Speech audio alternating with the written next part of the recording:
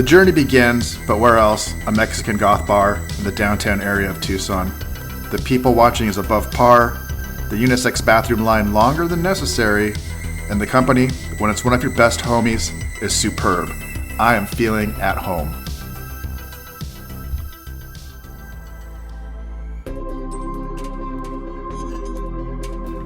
"24 hours of sleep deprivation, 12 hours since your last meal, and a mild hangover has me in a dreamlike state while joining my mother at the Oriental Market for some food shopping. The bright, fluorescent lights and a multitude of foreign foodstuffs heightens one's curiosity and confusion. The sections and layout are pretty similar to your traditional supermarkets, but there's that daunting feeling of being naked in an unfamiliar place. These establishments offer mysterious delicacies or culinary staples and tastes of home, depending on your point of view. I prefer these type of markets for their variety and quality of vegetables. But if your palate desires, you can find chicken feet, exotic fish, silkworms, avocado ice cream, and a host of fish sauces. Oh, and by the way, for the best egg rolls in town, visit the adjoined Vietnamese restaurant. It's outstanding.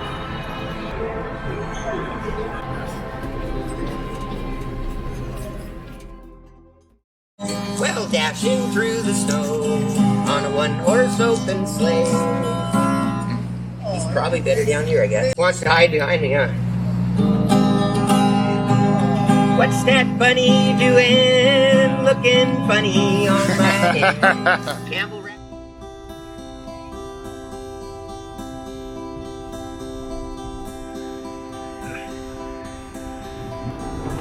The first thing you must plan when arriving home is develop a plan to get out of town.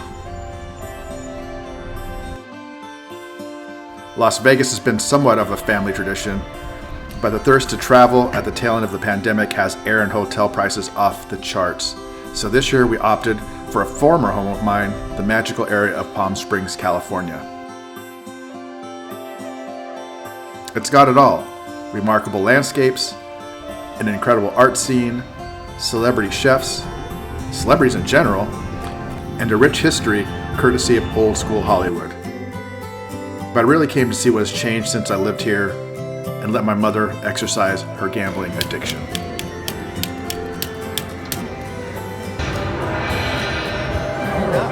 Good one.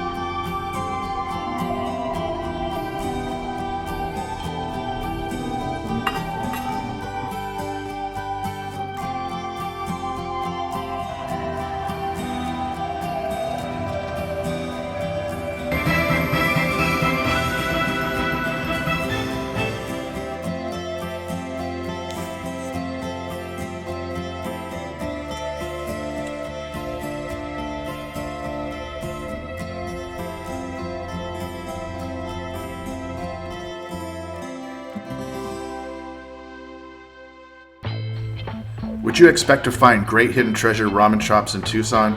Sure, why not? In 2015, Tucson became the first UNESCO city of gastronomy in the United States. Why? I'm not really sure. Could be the Sonoran hot dog, the bacon-wrapped burrito, the cheese crisp, gargantuan chimichangas, prickly pear margaritas, or perhaps this chicken fried ramen shop. That's yours, Desert.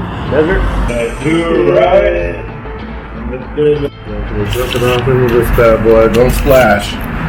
No splashing. But really it's due to over 4,000 years of agricultural history in the region, the confluence of cultures, the huge breadth of food-related businesses, and probably the fact that a lot of your food comes right across this border.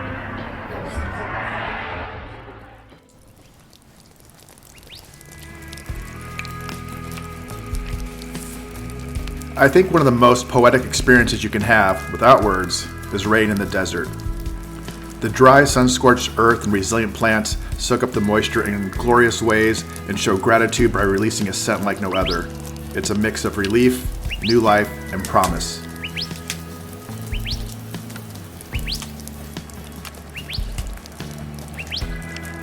I didn't appreciate the desert when I lived here. I didn't understand how tough nature has to be to survive here. And I didn't understand how it also has gifted me with some of the grit and tenacity it takes to live here.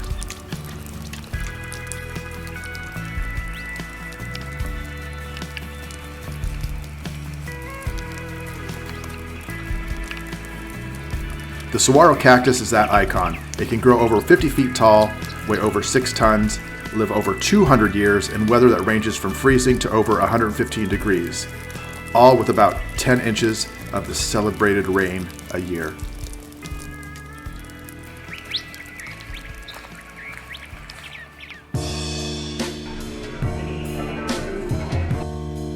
Man, there is nothing like sharing a meal, tilting back some beers, and talk story with friends, as they say in Hawaii.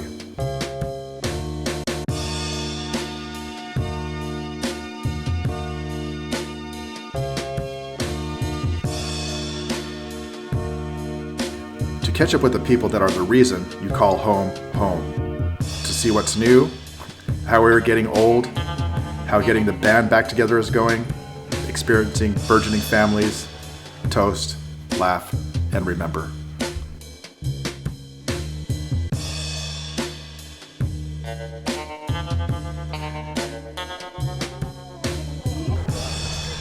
After that, it's time to get out of town again, at least for a day trip.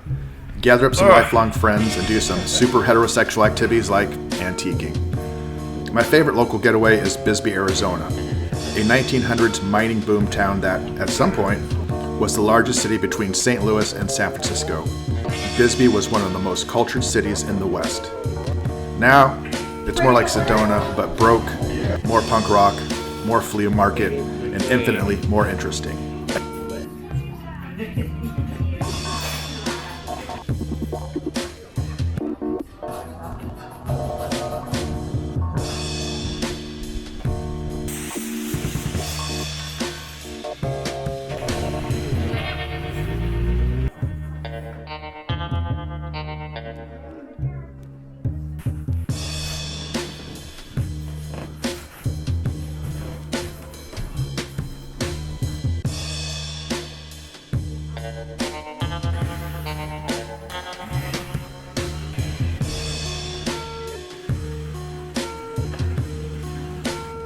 Grab a beer in a legitimate old school saloon, and if brave enough, stay a night in a former brothel that is now a hotel and certified haunted. If that's not your style, there's the Bisbee 1000 Challenge, which is a 4.5 mile route with 9 staircases with over 1,000 steps guaranteed to make your heart explode out of your chest.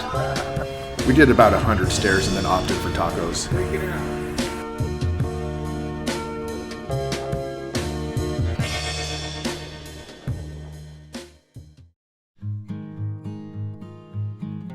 I always like to experience something new in my old stomping grounds. In this instance, the new thing is a place that's over 300 years old. The Tumacacori Mission was built in the 1750s and is on the site of the Anza Trail, the original superhighway, on which you can still step foot on. It's a historic 1,200-mile trail that goes from the Arizona-US-Mexico border through the California desert, southern and central coasts, ending in San Francisco. Sadly, every trip comes to an end, as this one is too.